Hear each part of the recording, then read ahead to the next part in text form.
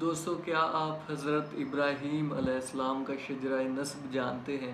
کیا آپ کو معلوم ہے کہ حضرت ابراہیم علیہ السلام کی اولاد میں سے، ان کی اولاد میں سے اور ان کی آگے اولاد میں سے کتنے پیغمبر اللہ تعالیٰ نے بھیجے اور کن پیغمبروں نے کیا کیا تعلیمات دیں؟ ان کے بیٹوں کی اولادوں کے بارے میں آپ جانتے ہیں؟ کیا آپ حضرت ابراہیم علیہ السلام کی اولادوں کی اولادوں کی اولادوں کا شجرہ نسب جانتے ہیں؟ السلام علیکم دوستو، کیسے ہیں آپ سب؟ امید ہے کہ آپ سبھی ٹھیک ہوں گے، خیریت سے ہوں گے اور فٹ فاٹ ہوں گے، خوشیوں بھری زندگی گزار رہے ہوں گے۔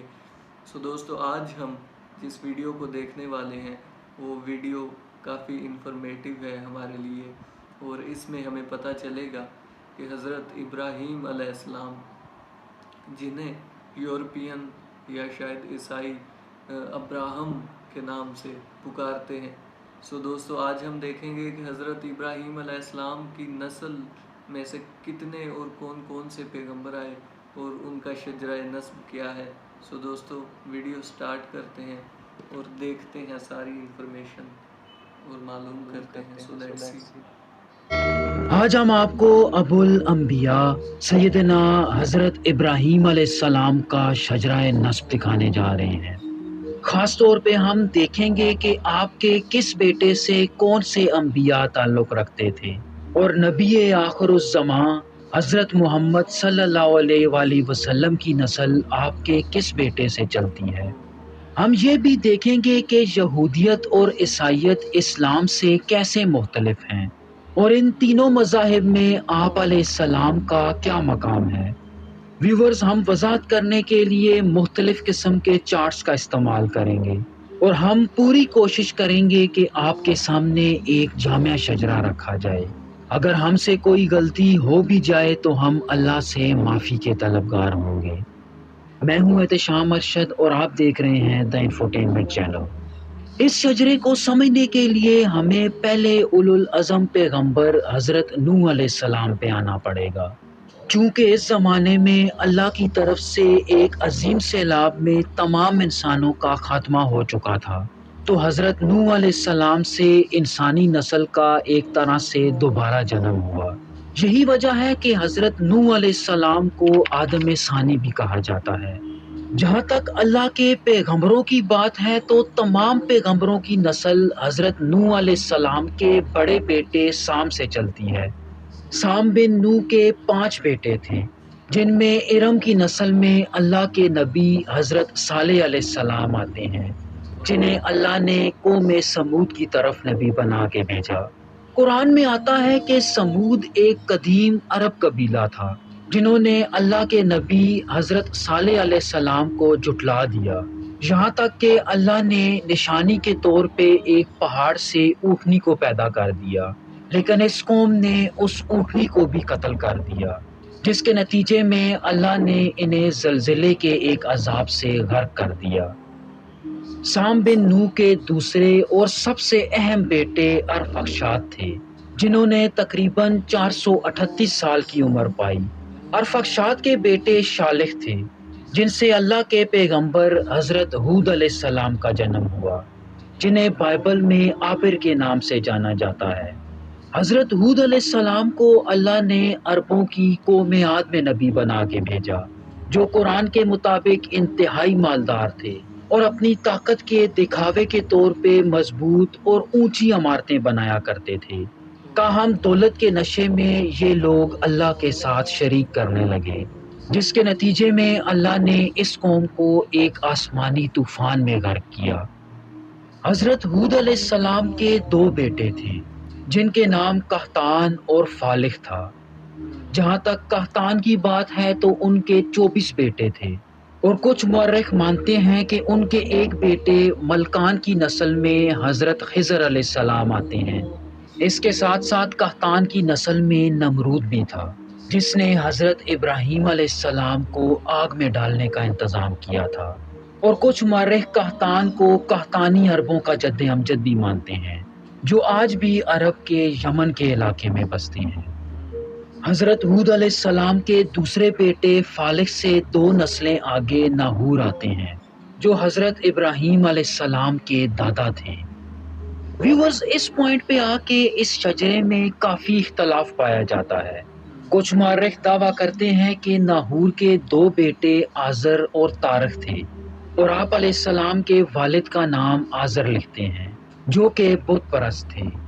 لیکن کچھ دوسرے مورخ یہ مانتے ہیں کہ آزر آپ علیہ السلام کے چاچا اور طارق آپ کے والد تھے۔ لیکن قرآن کریم کی سورۃ الانعام کی آیت 75 میں آپ علیہ السلام کے والد کا نام آزر آتا ہے۔ آزر کے 3 بیٹے تھے، جن میں ابو الانبیاء حضرت ابراہیم علیہ السلام کے علاوہ ہاران اور ناہور شامل ہیں۔ ان میں ہاران کے بیٹے حضرت لوط علیہ السلام اللہ کے پیغمبر تھے، جس کا مطلب یہ ہے کہ حضرت لوط علیہ السلام حضرت ابراہیم کے بھتیجے تھے، جنہیں اللہ نے سدوم کی بستی کی طرف بھیجا، جہاں کچھ ایسی برائیاں موجود تھیں جو ان سے پہلے کسی قوم میں نہ تھیں۔ انہوں نے جب اللہ کے بھیجے پیغمبر حضرت لوط علیہ السلام کو جھٹلا دیا تو اللہ نے ان پہ آسمان سے پتھر برسا کے انہیں غرق کر دیا، جبکہ حضرت ابراہیم علیہ السلام کے دوسرے بھائی ناہور نے موجودہ ترکی میں زندگی گزاری۔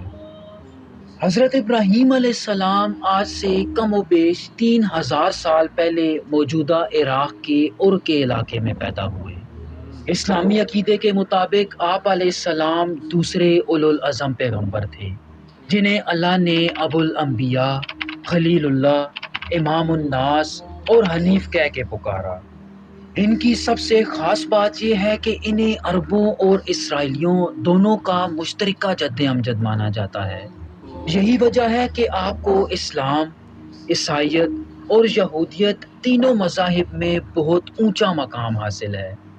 آپ علیہ السلام نے اللہ کے تمام احکامات اور آزمائشوں کو بغیر کسی ہیل حجت کے پورا کیا، چاہے انہیں آگ میں ڈال دیے جانے کا واقعہ ہو یا اپنے سگے بیٹے کو ذبح کرنا ہو۔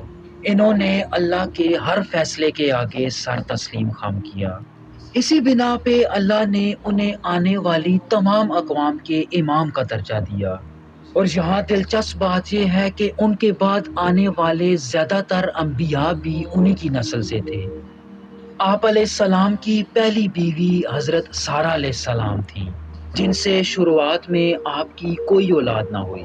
چنانچہ آپ کی دوسری بیوی حضرت ہاجرہ علیہ السلام، جو مصر کے بادشاہ کی بیٹی تھیں، ان سے آپ کے بڑے بیٹے حضرت اسماعیل علیہ السلام پیدا ہوئے۔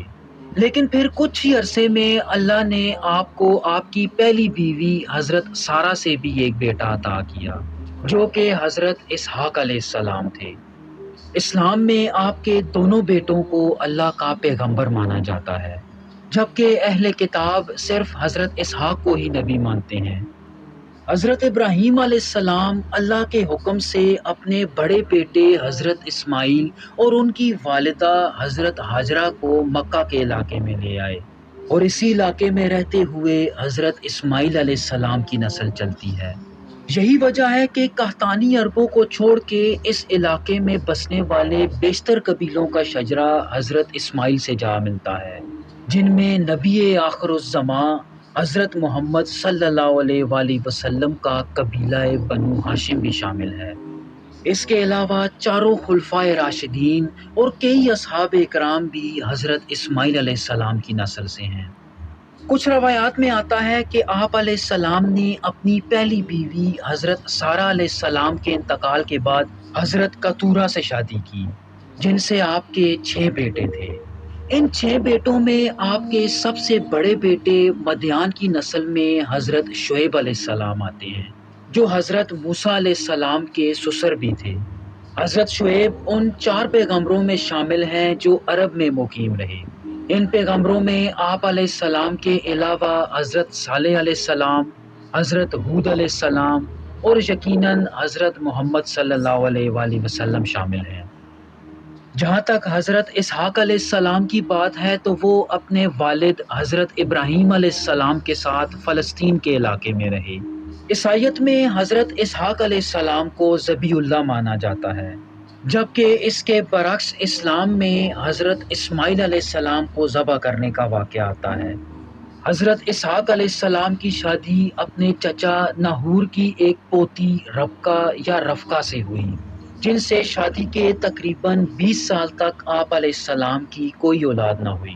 لیکن پھر اللہ نے ایک دعا کے بدلے انہیں 2 جڑواں بیٹے یعقوب اور عیسو عطا کیے۔ آپ کے ان بیٹوں میں عیسو نبی نہ تھے، لیکن ان کی نسل میں اللہ کے پیغمبر حضرت ایوب علیہ السلام آتے ہیں۔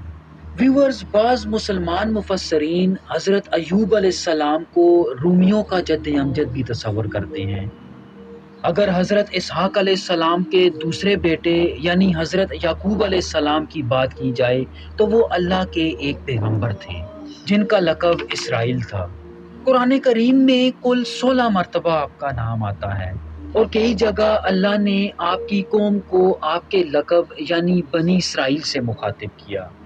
جہاں تک آپ کی اولاد کی بات ہے تو قرآن کریم میں آپ کے 12 بیٹوں کا ذکر آتا ہے، اور قرآن میں حضرت یوسف علیہ السلام کے علاوہ ان کے دوسرے بیٹوں کے نام نہیں ملتے، لیکن بائبل میں آپ علیہ السلام کی 2 بیویوں لیا بنت لبان اور راحیل بنت لبان کے ساتھ ساتھ 12 بیٹوں کے نام آتے ہیں۔ ویورز، یہاں دلچسپ بات یہ ہے کہ آپ کے یہ 12 بیٹے مستقبل میں بنی اسرائیل یعنی یہودیوں کے 12 قبیلوں کی بنیاد بنے۔ آپ کے سب سے پسندیدہ بیٹے حضرت یوسف علیہ السلام اللہ کے نبی تھے، جن کے نام سے قرآن میں ایک پوری سورت موجود ہے، جس میں حضرت یوسف علیہ السلام کو ان کے بھائیوں کی طرف سے کنویں میں پھینک دینے اور پھر بعد میں آپ علیہ السلام کا مصر کا بادشاہ بن جانے کا پورا واقعہ ملتا ہے۔